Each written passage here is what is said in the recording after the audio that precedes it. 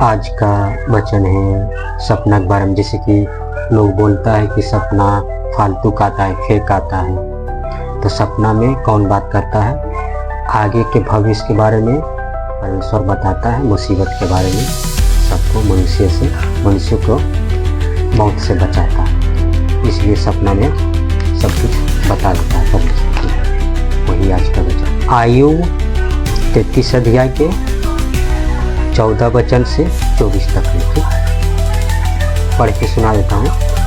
क्योंकि परमेश्वर तो एक क्या वरन 2 बार बोलता है, परंतु लोग उस पर चित्त नहीं लगाते।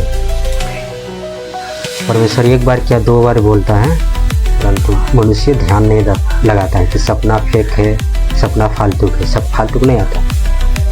सपने में या रात को किए हुए दर्शन में जब मनुष्य घोर निद्रा में पड़े रहते हैं या बिछौने पर सोते समय और पूरा नींद में रहता है, तो तब वह मनुष्यों के कान खोलता है और उनकी शिक्षा पर मोहर लगाता है और उनकी बुद्धि पर, चाल चलन पर मोहर लगाता है कि तू कैसा चल रहा है, क्या बोल रहा है, दिन भर क्या काम कर रहा है, जिससे वह मनुष्यों को उसके संकल्प से रोके। जैसे कि उसको गलत सलत शिक्षा, गलत सलत काम कर रहा है, उससे रोकता है परमेश्वर। और गर्व को मनुष्य में से दूर करे। जैसे कि अंदर मन में बहुत बात विचार रहता है जो वो दूसर तरफ कह नहीं पाता है, तो परमेश्वर उसको बताता है कि काम तू कर, ये बात तू सोच रहा है, ये काम कर, तब ऐसे ठीक होगा, वो काम मत करो। ये सब परमेश्वर बताता है। आगे वह उसके प्राण को गड्ढे से बचाता है और उसके जीवन को तलवार की मार से बचाता है। जैसे कि मुसीबत, खतरा, लड़ाई झगड़ा अगर आने वाला रहता है तो परमेश्वर पहले ही बता देता है कि 1 महीना या 10 दिन या कल परसों तुम्हारा साथ लड़ाई होगा, खतरा है। तो सपना में आता है कि फलना साथ लड़ रहे हैं, फलना साथ मारपीट कर रहे हैं। तो वो उससे बचने के लिए बच्चों, जो मुझसे प्रार्थना करो और ये मुसीबत को से बचो। ये परमेश्वर बोलता है, बताता है कि प्रार्थना करो और ये मुसीबत को तोड़वा दो। जैसे कि चोरी करने जा रहे हो तो काम नहीं करो, मर्डर करने जा रहे हो तो काम नहीं करो। वो परमेश्वर बताता है कितना दुख होगा, तकलीफ होगा, सब बता देता है पहले, लेकिन पर कोई समझता है नहीं। और आगे मनुष्य की ताड़ना भी होती है कि वह उसके प्राण को गड्ढे से बचाता है और उसके जीवन को तलवार की मार से बचाता है। हाँ, सही। मनुष्य की ताड़ना भी होती है कि वह अपने बिछौने पर पड़ा तड़पता है। और अगर कोई सपना कह देता है कि झूठ मूठ के है, फेक है, लेकिन उसका आत्मा जो अंदर है, परमेश्वर बात करते रहता है कि तू प्रार्थना कर ये मुसीबत को तोड़, मुसीबत के लिए प्रार्थना कर कि पिता ये मुसीबत न आए। तो वो प्रार्थना नहीं करता है क्योंकि सपना कहता है कि फेक है।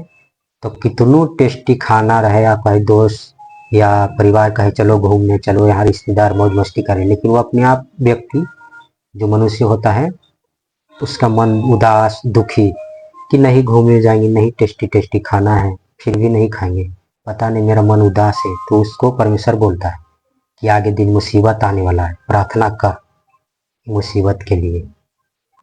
और उसकी हड्डी में लगातार झगड़ा होता है और उसका हड्डी में भी परमेश्वर पुकारता है कि तू प्रार्थना कर, आत्मा में पुकारता है। यहाँ तक कि उसका प्राण रोटी से और उसका मन स्वादिष्ट भोजन से घृणा करने लगता है, क्योंकि मेरा कहता है कि मन तेरा गड़बड़ उदास है। आगे उसका मांस ऐसा सूख जाता है कि दिखाई नहीं देता और उसकी हड्डियां जो पहले दिखाई नहीं देती थी निकल आती है। तब वह कब्र के निकट पहुंचता है। अगर सपना में कब्र के निकट जो पहुंचता है, जैसे शमशान के पास सपना में कुछ मौत के या भूत के साथ बात करते या भूत से के साथ लड़के, तो तब वह कब्र के निकट पहुंचता है और उसका जीवन नष्ट करने वालों के बस में हो जाता है। तो मसान पर के सपना, कब्र के पास जाने का सपना, भूत से बात करने का सपना, समझ लो तो शैतान के हाथ में पड़ गया। अगर नहीं सपना ही माना तो प्रार्थना परमेश्वर से नहीं किया तो फिर पाछे में शैतान है, आप घेर लेगा।